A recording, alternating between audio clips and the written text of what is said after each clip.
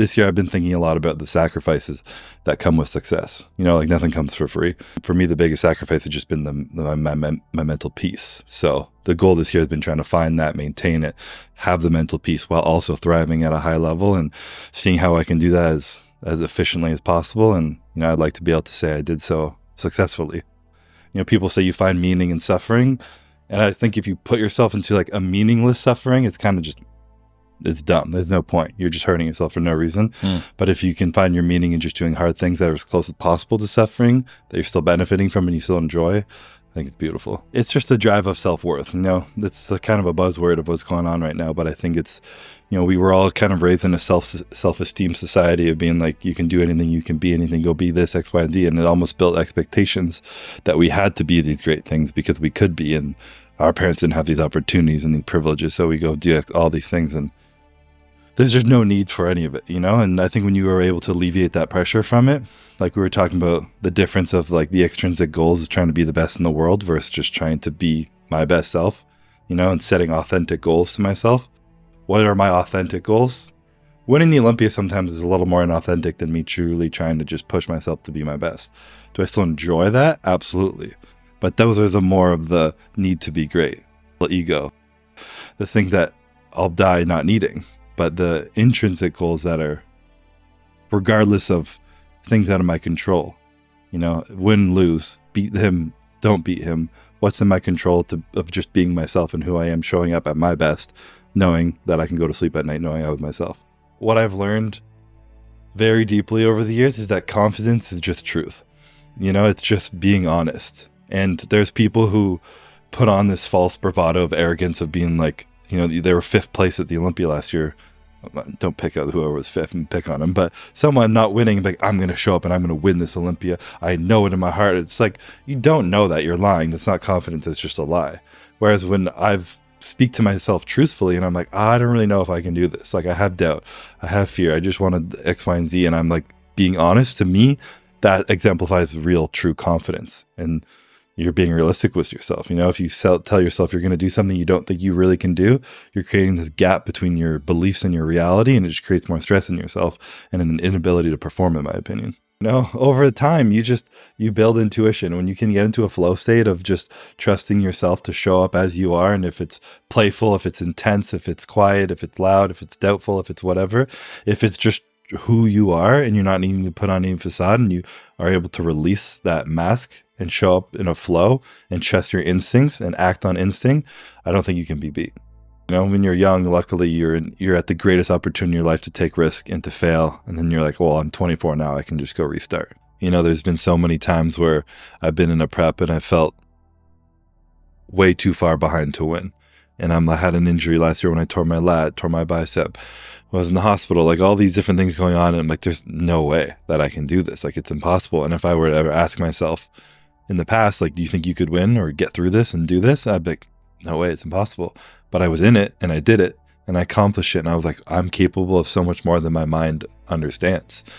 And I think that's just the greatest part of the journey that I've achieved, is like that understanding of what I'm capable of and that belief in myself to what I can accomplish.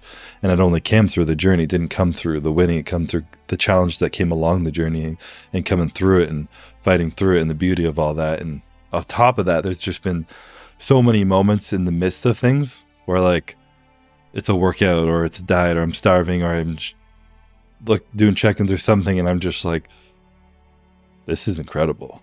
Like, I'm peak condition in the world right now, fighting to be the best in the world, and I'm living in that moment right now. I'm doing this is what it takes. When people see something on stage, this is what they don't see, or what I'm feeling in my mind, what no one will understand what it takes to get there. I get to experience this every day, and I think it's just part of the human experience of feeling in life that's just so beautiful. I've always wanted to be a dad. I've always wanted to be a parent, and then having a baby, it's not having the baby. Like, I did it. You know, I have the kid. I'm a dad now. I'm done. It's like, no. Being a father of what I want to be, what I'm excited to be, is how you show up every single day for that kid's for the rest of your life, essentially.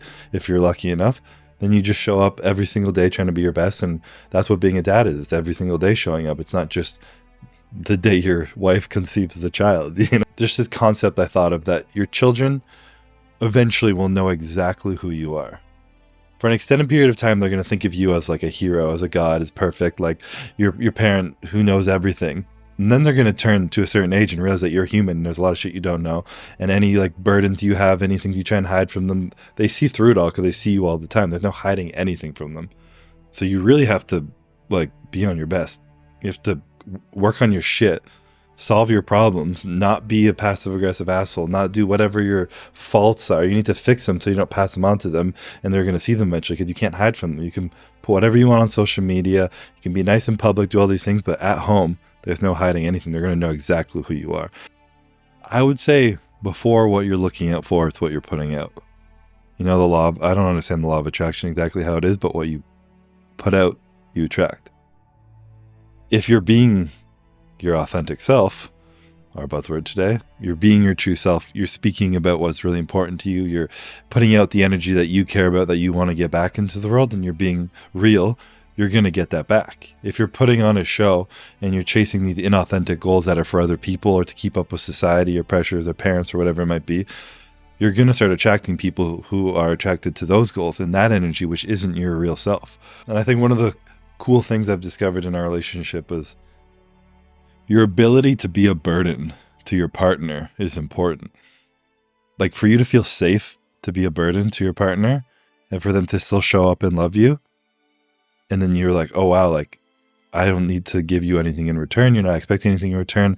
I can put my burdens on you and you love me. And that makes me feel safe and love you. So when you put your burdens on me, I'll do the same. It just becomes this like burning circle of love, you know? It's just, I feel like that's such an important thing to find someone who you just feel safe being a burden to. You're not going to intentionally be a burden, but if sometimes you suck, you know, sometimes you're a burden. And if you don't even feel safe being like that around your partner, you have to just withhold things from them and put on that show. You're never going to feel like safe around them. And you're not going to want to be there for them as much when they're being a burden as well. You just become these two people dividing and conquering all your problems rather than taking on the world together. I think being able to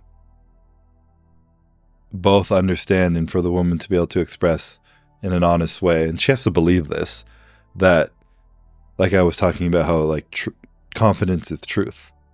You know, you might want a strong man up white knight on his horse, but if he's not how he feels, if he's not really that person, then he's not really confident. He's just putting on a facade to please you.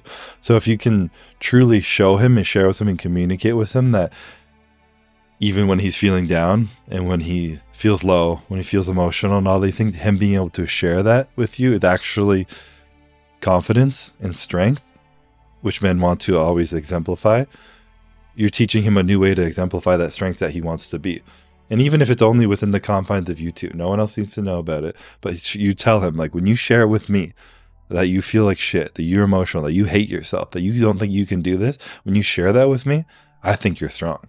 Like, I think you're capable, and I think you're strong just for sharing that. Not because I know you can overcome it, but just for saying that out loud, that's strength.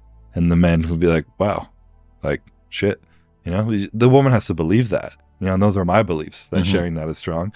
And there's a lot of things where I would still feel judged and nervous to say how I feel online on a podcast with hundreds of thousands of people listening. But to my wife, no, you know, I share something with her and she's going to always see me as who I am, and it's strong to share, and that I'm safe to do so. Everything's in moderation and balance in this life, you know? Where are your weaknesses? Are you always a strong masculine person you can't show it, or are you always a puddle on the floor and you need to work on being more masculine? So one way or the other, you got to find that balance, and everyone's on a different end of the spectrum, and everyone's partner will want a different spectrum. And then you just got to find the person that fits in there.